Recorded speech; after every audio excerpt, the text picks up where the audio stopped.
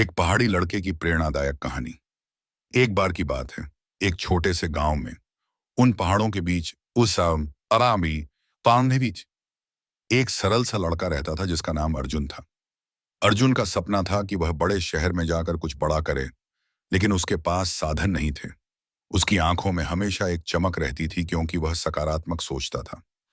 एक दिन उसने अपने गांव के दोस्तों को बताया, मैं बड़े शहर जाऊंगा और वहां अपनी किस्मत आजमाऊंगा।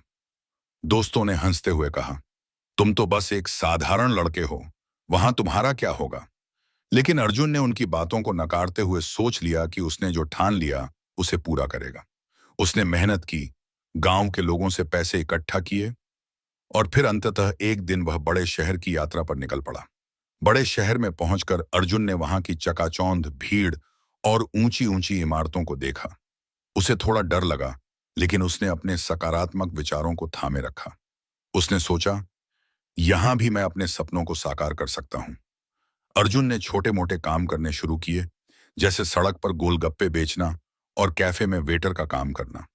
उसने लोगों से संवाद करना सीखा और धीरे धीरे शहर के लोगों के साथ दोस्ती कर ली। वह हर अवसर को अपनी मेहनत और सकारात्मक दृष्टिकोण से भुनाने लगा। एक दिन उसकी मेहनत का फल मिला। एक प्रसिद्ध रेस्तरां के मालिक ने उसे काम पर रखा। अर्जुन ने वहां अपनी कड़ी मेहनत के साथ साथ अपने गांव की कहानियां भी साझा की। लोगों को उसकी संवेदनशीलता और सच्चाई पसंद आई। कुछ महीनों बाद अर्जुन ने रेस्तरां में अपने खुद के व्यंजन बनाने का सपना देखा। उसने अपने काम को एक नई दिशा दी और उसकी पहाड़ी विशेषताओं को शहर की सड़कों तक पहुंचाया। उसकी सोच और दृढ़ता ने उसे अपने खाने की दुकान खोलने में मदद की।